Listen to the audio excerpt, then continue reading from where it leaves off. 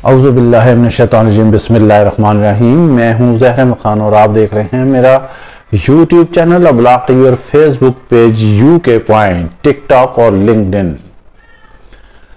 जनाबे वाला, इस वक्त जो है आप कह लें कि अगला दिन शुरू हो चुका है। कल सोमवार का दिन है, इंतहाई अहम तरीन है। इससे पहले के सोमवार का सूरज जो है तुलू हो, आज पीटीआई के चेयरमैन, बानी चेयरमैन इमरान खान ने अपनी पार्टी को हिदायत कर दी है कि 9 मई को मुल्क भर में एहतजाज किया जाएगा। उस दिन रैलियां निकाली जाएंगी, तकारीब की जाएंगी, वो अपना एक एहतजाज रिकॉर्ड कराएगी। पीटीआई जैसे ही ये ऐलान हुआ है उस वक्त से ही हुकूमत के ऐवानों में खलबली मची हुई है। अभी सिर्फ ये एक बात नहीं है, ये व्लॉग इंतहाई अहम है और इसमें हम आपको बहुत अहम तरीन खबरों के बारे में आगाह करने जा रहे हैं। ये सिर्फ एक पीटीआई के बानी का, इमरान खान का जो चेयरमैन है, उनका ऐलान है। और उसके बाद इस वक्त जो सोशल मीडिया पे जो मामला चले हैं, जो मुहिम चली है, उसे पूरी दुनिया इस वक्त देख रही है कि किस तरह पीटीआई के चेयरमैन के बयान का जो है खैर मकदम किया गया है। अवाम जो है मुंतजिर है अपने कप्तान के हुक्म पर। उसने कह दिया है कि वो निकलेगी 9 मई को, सानिया 9 मई।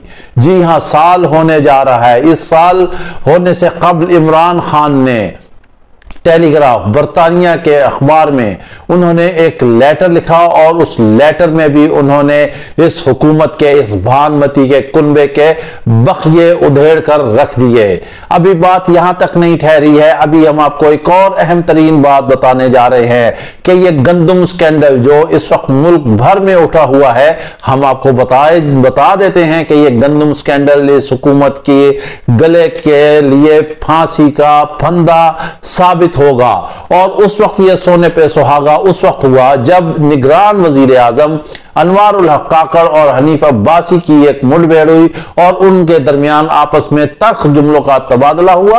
और हनीफ अब्बासी ने कहा कि मुबैना तौर पर कि तुम जो है वो चोर हो और गंदम स्कैंडल में तुमने जो है वो माल कमाया है। जिस पर अनवारुल हक काकड़ ने कहा कि मेरा मुंह ना खुलवाओ, अगर फार्म 45 के बारे में मैंने कह दिया तो फिर ये नून लीग वाले कहीं पर मुंह छुपाने के काबिल नहीं रहेंगे। अब दरअसल इसके अंदर कहानी क्या है, ये एक बारीक सा नुक्ता है जिसको आपको समझने की जरूरत है कि कप्तान ने कहा धांधली हुई, मीडिया ने कहा धांधली हुई, इंटरनेशनल मीडिया ने कहा धांधली हुई, अवाम ने कहा हमारे वोट की हुर्मत को पामाल किया गया। और अपोजिशन की और भी जमातों ने, जिसमें खासकर इस वक्त मौलाना फजल रहमान है, उन्होंने भी कहा कि जो मैंडेट है वो चोरी किया गया है। जमात इस्लामी ने भी कहा कि पीटीआई को कौमी असम्बली में सबसे ज्यादा वोट मिले हैं। जी हां, और फिर ये उस वक्त के वजीर आजम जिनको सिर्फ इसलिए लाया गया था, अनाने हुकूमत इसलिए दिया गया था कि वो साफ और शफाफ इंतखाबात कराएंगे, लेकिन उन्होंने दरअसल ये बात कह के कि अगर फॉर्म 45 के बारे में मैंने मुंह खोला तो नून लीग वाले जो है अपना मुंह कहीं दिखाने के काबिल नहीं रहेंगे। इसका मतलब यह है कि अनवारुल हक काकड़ ने एतराफ जुर्म कर लिया है। जी हां, कि बाकायदा तौर पर यह बात सच है, 16 आने सच है, 100% सच है, पत्थर पर लकीर की तरह है कि अब पीटीआई का जो अवामी मैंडेट है वो चोरी किया गया है। क्योंकि उस वक्त इस रियासत का जो सरबराह था, जो निगरान वजीर आजम था, जो केयर टेकर था, जिसकी ड्यूटी थी, जिसके फ्राइज में शामिल था कि वो शफाफ इंतखाबात कराए, लेकिन वो शफाफ इंतखाबात कराने में नाकाम रहा। और उसने आज ये एतराफ किया है कि अगर मैंने मुंह खोला तो बहुत सारे मामला खराब हो जाएंगे। अब ये जो बात चली थी ये मजीद आगे अभी चल रही है। यही गंदम स्कैंडल है। आज के दिन जो है सारा दिन पूरे मीडिया पे गंदम के मामला ही चलते रहे। सवाल ये पैदा होता है कि आखिर किसान के साथ ये हुकूमत क्यों ज्यादती कर रही है। हमारे दोस्त हैं, रिमोट एरियाज में है, सेंट्रल पंजाब में है और दूर देहात के इलाकों के हैं। आज किसानों ने तहफ़्फ़ुज़ात का, उन्होंने हमसे गुफ्तगू करते हुए बाकायदा तौर पर किसानों ने यह कहा है। इससे पहले हम आपको किसानों की बात बताएं, हम आपको ये बताते हैं कि किसान इत्तेहाद के चेयरमैन जो हैं उन्होंने ऐलान कर दिया है मुल्कगीर एहतजाज का। अब ये एहतजाज जो है हुकूमत के गले पड़ जाएगा। डेफिनेटली इसमें और भी जमातें भी साथ शामिल हो जाएंगी। अब हम आपको बता रहे थे किसानों की बात क्या है, किसानों ने क्या कहा। किसानों ने हमसे गुफ्तगू करते हुए ये कहा कि अब आइंदा जो सीजन आएगा, जब हम उसमें गंदम की बिजाई करेंगे, हम गंदम लगाएंगे, तो हम सिर्फ इतनी गंदम लगाएंगे जिससे हमारे खानदान का और हमारी अपनी जाती जरूरियात जो है वो पूरी हो जाए, बाकी जमीनों में वो दीगर चीजें लगाएंगी। यहां सवाल ये पैदा होता है, हम बता रहे थे कि आखिर इतनी ज्यादा गंदम क्यों मंगाई गई, क्यों ये इंपोर्ट की गई, आखिर इसकी क्या वजह थी, क्या इसमें कोई खुदा न खास्ता मुबैना तौर पर किकबैक्स लिए गए हैं, किसने इसमें फायदा उठाया है, कौन आया है। हमने आपको शुरू में बता दिया कि ये गंदम स्कैंडल जो है इस हुकूमत के गले का फंदा बन जाएगा। अब आप किसानों का, अब ज़राई मुल्क है, अगर आप किसानों को उसका हक नहीं दे सकते, पहले कीमत मुकर्रर की गई 3300-3500 तक, और अब मार्केट में ये हालात हैं कि किसान जिस वक्त गंदम लेके जाता है उस ब्रोकर के पास, जिस वक्त मार्केट में बैठा हुआ है, वो किसान के लिए कीमत लगा रहा है 2800 या 3000 रुपया, 2700 रुपया कीमत लगा रहा है, और वो कहता है कि आपने गंदम लेनी है तो आप दें, आपने गंदम देनी है तो दें, नहीं देनी तो अब आप ले जाएं। अब किसान बेचारा क्या करेगा, वो मरेगा नहीं, क्या करेगा, उसके साल भर की मेहनत है, उसके गंदम के दाने हैं, उसका सारे अखराजात हैं, वो बेचारा क्या करेगा, वो भूखा मरेगा। लेकिन ये बहुत ही बड़ी ज्यादती है इस हुकूमत की तरफ से। हम आपको बताते हैं कि एक वाकया है कि एक मुल्क था, गालबन कौन सा मुल्क था इस वक्त प्रॉपर हमें याद नहीं आ रहा, याद आता है व्लॉग के दरमियान तो यकीनी तौर पर हम दोहरा देंगे कि उस मुल्क में भी कुछ ऐसा ही वक़ूआ दरपेश हुआ और ऐसा हो गया। लेकिन उसने अपने किसानों को, अपनी आवाम को, अपनी कौम को उसने मायूस नहीं किया। उन्होंने उनसे, किसानों से, वो जो गंदम थी, वो जो मुतलका रेट था उस पर उन्होंने ले ली, वो हासिल कर ली, और हासिल करके उन्होंने जो है उससे खुराक के तौर पे समंदर में, दरियाओं में जहां भी मछलियां थी वहां उन्होंने डाला। और उन्होंने कहा कि ये जब मछलियां खुराक खाएंगी, ये पलेंगी, बड़े होंगी, तो हम इससे फिर ज़र मुबादला जो है वो हम कमाएंगे, इससे इम्पोर्ट करके बैरून मुल्क जो है हम भेजेंगे और इससे हम अपना मुनाफा कमाएंगे। देखें, असल नुकता यह है कि उन्होंने, जो किसान था उनका, उन्होंने उन्हें कंपनसेट किया। ये रियासत की जिम्मेदारी है। जब आपको मालूम था कि ये ज़राई मुल्क है, अनवार उल हक काकड़ आज वो कहते हैं कि हमने जो है कहीं से कोई इजाजत नहीं दी, हमने कोई ऐसी कानून साजी नहीं की, जो रिपोर्ट दी, जो उन्होंने बताया कि गंदम किस किस तरह से कैसे आई, वो इस लिहाज से मुबर्रा है। और उन्होंने कहा है कि अगर मुझे कोई बुलाता है तो मैं वहां चला जाऊंगा, मैं पेश हो जाऊंगा, मैं वजाहत पेश कर दूंगा। अब पहले ही मुल्क जो है वो अनारकी का शिकार है। सियासी तौर पे तो मुल्क दिवालिया हो चुका है, क्योंकि अवाम का मैंडेट चोरी किया गया है, जो असल लीडर है उसको जेल के अंदर बंद किया गया है, सियासी अनारकी है। आप महंगाई देखें, फिर महंगाई जो है वो इस वक्त आसमान से बातें कर रही है। कोई सब्जी, कोई दाल, कोई गोश्त, ये चीजें तो मेरा ख्याल कुछ अवाम के लिए ख्वाब ही होती नजर आ रही हैं कि वो क्या खाएंगे और क्या पिएंगे। मजे की बात यह है कि पंजाब हुकूमत ने आटा सस्ता किया, हमने मान लिया, 800 रुपए थैले पे सस्ता किया, हमने मान लिया, बहुत अच्छा इक़दाम है। मरियम बीबी ने वहां से कहा कि रोटी जो है वो सस्ती हो जाएगी, नान सस्ता हो जाएगा, लेकिन अभी तक इस पर कोई अमल नहीं हुआ।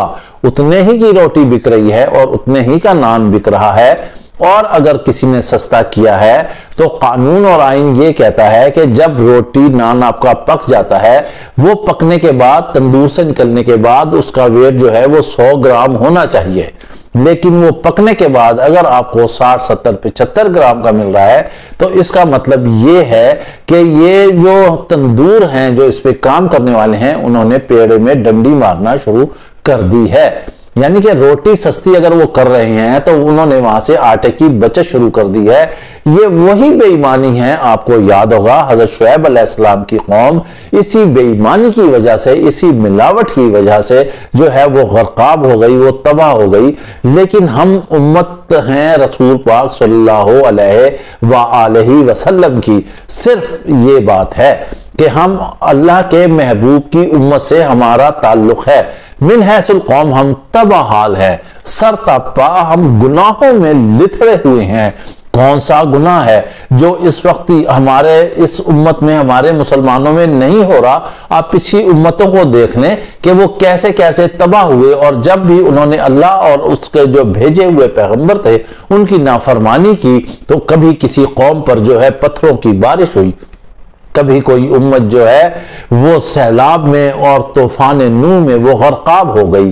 कोई ऐसे हुए कि जो थे हाबील, और जो थी बड़ी बड़ी हाद और समूद जो थे वो जो कहते थे 52 गज के हैं, मगर जब अल्लाह ताला ने उन पर अजाब उतारा तो तारीख बताती है कि उनके सर जो हैं वो नारियल की तरह आपस में ऐसे टकराए और वो तबाह बर्बाद हो गए। कहा जाता है कि वो जो हाद और समूद जो कौमें थीं वो इतनी ताकतवर थीं कि वो अगर दरख्त को भी हाथ डालें तो दरख्त को उखाड़ लिया करते थे। लेकिन जब अल्लाह का अजाब आता है तो फिर इसी तरह आता है, वो नेस्त तो नाबूद कर देता है। आपके सामने फिरौन की मिसाल मौजूद है। फिरौन इस वक्त इबरत दीदा निगाह बना हुआ है पूरी दुनिया के लिए कि वो अपने वक्त का फिरौन था और उसने क्या कुछ नहीं किया, वो नाउजुबिल्लाह नाखुदा बना हुआ था। शद्दाद, आपको याद होगा कि शद्दाद जो था जब उसकी मौत आई तो वो एक पैर उसकी बनाई हुई जन्नत में था और एक पैर बाहर था, और अल्लाह ताला ने कहा कि बस अब यहीं इसकी जिंदगी खत्म है। लेकिन हम क्योंकि रसूल पाक सल्लल्लाहु अलैहि वसल्लम की उम्मत में है, इसलिए हमारे ऊपर उतना अजाब नहीं अल्लाह ताला नाजिल करता, सिर्फ अपने महबूब की वजह से। ना हमारी शक्लें चेंज होती हैं, लेकिन गाहे बगाहे अल्लाह ताला इस तरह की चीजें दिखाता रहता है जिससे शायद अक्लमंदों के लिए निशानियां हों, मगर शायद हमारे हुक्मरानों की अक्लों पर जो है पर्दे पड़ चुके हैं, दिलों पर उनके मोहर लग चुकी है। उनकी मंजिल और मकसूद जो है वो सिर्फ ये दुनिया है, इस दुनिया से दौलत कमाना है। शायद उन्होंने इस दुनिया ही में रहना है, लेकिन नहीं, ऐसा नहीं है। वहां कब्र में भी जाना है। वो जो 1.5 गज की कब्र है उसमें अपने हिसाब भी देना है। जब आप हुक्मरान हैं तो आपको मालूम है कि हजरत उमर रज़ी अल्लाह ताला अन्हु ने फरमाया था कि अगर फरात के किनारे एक कुत्ता भी प्यासा रह जाता है तो मैं उसका जवाब दूंगा। आज आप देख लें आपकी इस हुक्मरानी में, इस इस्लामी मुमलिकत में कितने लोग रोजाना भूखे सोते हैं, कितने लोगों के जो है उनके हक नहीं मिलते, कितने लोग कसम पुरसे की जिंदगी गुजार के इस दुनिया से रवाना हो रहे हैं। वो सब आपकी जिम्मेदारी है। सिर्फ जब तक वोट का एहतराम नहीं किया जाएगा, जब तक अवाम का जो है वो हक उसको नहीं दिया जाएगा, उसकी राह को जो है वो अजबर नहीं किया जाएगा, उस वक्त तक यहाँ के हालात ठीक नहीं हो सकते। अब हुकूमत परेशान है क्योंकि इमरान खान ने ऐलान कर दिया है 9 मई को मुल्क भर में एहतजाज होंगे। अभी आप चलते जाएं, किसानों का एहतजाज है, इधर से जमात इस्लामी ने जो है उसने कॉल दे रखी है, ऊपर से जो है इमरान खान ने, पाकिस्तान तहरीक इंसाफ ने भी कॉल दे दी है। फजल रहमान भी कह रहे हैं कि अगर अक्सरियत जो है, अक्सरियत पीटीआई को मिली है तो उसको हुकूमत दी जानी चाहिए। लिहाजा ये बहुत बड़ा जो है मुल्क में एहतजाज होने जा रहा है। पीपल्स पार्टी की अब हम आपको कहानी सुनाते हैं चलते चलते आखिर में कि वो अब हुकूमत में शामिल हो रही है, लेकिन असल वजारतें जो हैं वो निकल चुकी हैं। पीपल्स पार्टी के हाथ कुछ नहीं आएगा। कहा जा रहा है कि बिलावल भुट्टो जो है दोबारा वजीर खारजा बनने पर रजामंद हो गए हैं, लेकिन पीपल्स पार्टी की सियासत क्या है? जरदारी जो इंतहाई घाघ सियासतदान है वो ये कर रहा है कि दरअसल ये नून लीग की हुकूमत कायम रहे, हम इसके साथ रहे। इस वक्त जो भी महंगाई हो रही है, जो भी हालात खराब हो रहे हैं, वो तमाम तर नून लीग के गले में फिट हो जाएं और वो बदनाम हो जाएं। इस वजह से वो चाहते हैं कि वो टेक दे। दरअसल नून लीग की सियासत को आसिफ अली जरदारी और बिलावल भुट्टो हमेशा के लिए तहतेख कर देना चाहते हैं, उसे सफाई हस्ती से मिटा देना चाहते हैं, और यही गेम चल रही है। आगे आगे देखिए होता क्या है। इंशाल्लाह अगले वीलॉग में आपसे मुलाकात होगी। मिलते हैं, इजाजत दीजिए, अपना ख्याल रखिएगा। अल्लाह हाफिज।